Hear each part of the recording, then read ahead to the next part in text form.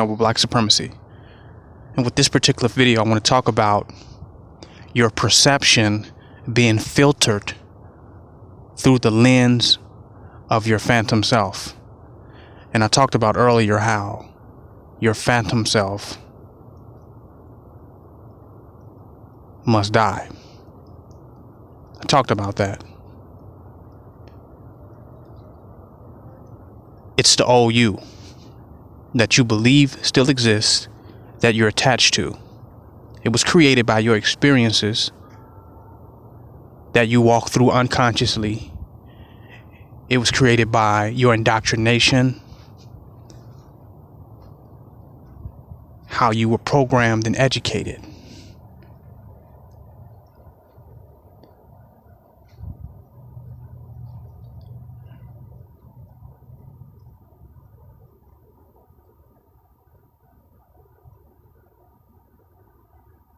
This gave you a phantom self, something that you're not, but has become a point of reference for you as you. It's how most people saw you. It's how everybody's perception of you equals out into a common denominator that you call yourself. And all along in your unconscious state, that has basically been you. Because you weren't self-created. You didn't know your limits or how unlimited you were as a creative being, at essence. That you were an infinite creator that could manifest your own reality. So you accept realities that were casted upon you, that were projected on you, that represented the feelings and the thoughts and energies of those you've come amongst, and how you have reacted and responded to their perception. And this gave you a self. It's a phantom self. But when you become conscious, that self dies. Because you're no longer living as someone else's projection anymore. You're no longer living inside of the limits of collective consciousness. You become more self-defined, self-explored, self-evolved, and self-awakened. You become a new being that is self-aware and self-conscious of itself. No longer the phantom entity no more that you've lived most of your life as. You won't be that entity anymore. That will die, will fade like a hologram. It cannot continue to exist. But even after that dies, a part of you is still attached to it because that's all that you knew yourself as. That's all that you knew as you. And everybody who knew you as that, and they related to that. They related to that entity and build up emotional bonds and a connection to. So you constantly represented that over and over and over again. That is your matrix self, your virtual self. Constantly representing it. Just like a profile on your social media. It's not you. You change, but you can't update your social media status fast enough to you. And that's what your phantom self is. In the video before this one, I talked about going beyond your phantom self, letting the phantom self die and giving up your attachment or your distractions to that. With this video, I want to talk about how your phantom self filters your perception to allow you to continue to exist in the old paradigm, even though you've changed. Let me give an example. You hung out with some people in high school, some people in the past. People in your neighborhood. But as you continue to get older and grow and generate and attract new circles to you, everybody you meet remind you of somebody you already know. And the people who kept coming into your life were like space fillers. They all filled up the space for somebody who left, like the law of substitution or the law of compensation. The same energies of those people that you knew in the past show back up in your life, at least you believe. Like, why do you remind me of my homie? You know what I'm saying? Back from Chicago. You know, why you remind me of my homie back from Fort Lauderdale or West Palm Beach? Why you remind me my homie from Dakota? At least you believe that they're in the likeness and image of people you already knew, and that people have to fit into this framework or template of people you already knew. What is that framework and that template? That is the filter, the perceptual filter of your phantom self. Not only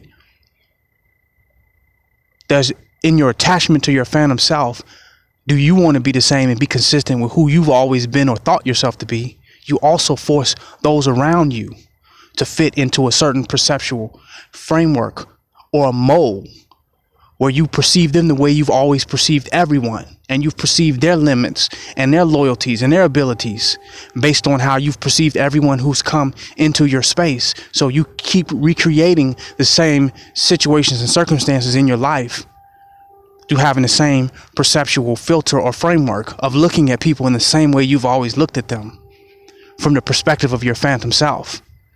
So now you're hunted by the ghost of these other profiles, these other archetype personalities that continue to show up in your life that are really ghosts. They're phantoms. They're not real. I want to tell you that everyone that come into your life is an unlimited entity and an unlimited being. They have nothing to do with anyone you've ever met before or anyone you've ever been with before. The only relationship between them and the people you knew before is how you filter them and your interactions through your perceptions. It's through the comparisons that you make and the correlations that you make in order to keep the continuity of your phantom self alive, to maintain the old paradigm, to keep the old paradigm going. So you're recreating and remanifesting old experiences that you had with new people because you attach to that reality that manifested the old ones. You're looking at reality in a filtered way and you wonder why does this keep happening to me? And you think that you're somehow a victim or you're just lucky. Why does this keep showing up for you? Because your perception is filtered in a way to make you react to reality in a way that produces the same result. You're being hunted by your own perceptual paradigm. Your attachment to a certain perception of reality keeps re-hunting you. You refuse to look outside of it. For some people to look outside of their own perceptual framework and to open their mind up to the possibility that is something else there would probably be the most scariest thing that they ever did. They would probably have a heart attack if they just for 1 second decide to look at things outside of their own perceptual matrix that they've had for so long. This perceptual framework dictates that people who come in your life are they going to be A, B, C, D, or E, because that's the only way you can see them. And you're going to only be a certain way based on them being A, B, C, D, or E. And you're locked into being that. That's your phantom self, and that's your life being filtered through the perception of your phantom self. And you're maintaining a reality when you really live in the realm of infinite possibility, where you can actually create and manifest whatever you desire. It's an infinite amount of things that can occur and manifest in reality that you have to be open to, but you can't if you're locked into a perceptual paradigm that you believe to be truth. You think it's the way things are. You think what you're seeing is concrete and definitive, and it's not. It's just your attachment to a certain perceptual framework, or the only thing that you have known. The only thing that you have ever known is not the truth. It's just all that you've ever known. So at some point, you have to open up your mind and your consciousness to something else. That's when you have a paradigm shift and expand your consciousness to a new reality. Then you can have new experiences. We keep blaming the people outside of us for what we see, and what we see ultimately ends up with what we get. What you see is what you get. And without challenging ourselves to see something else so that we can get something else out of life.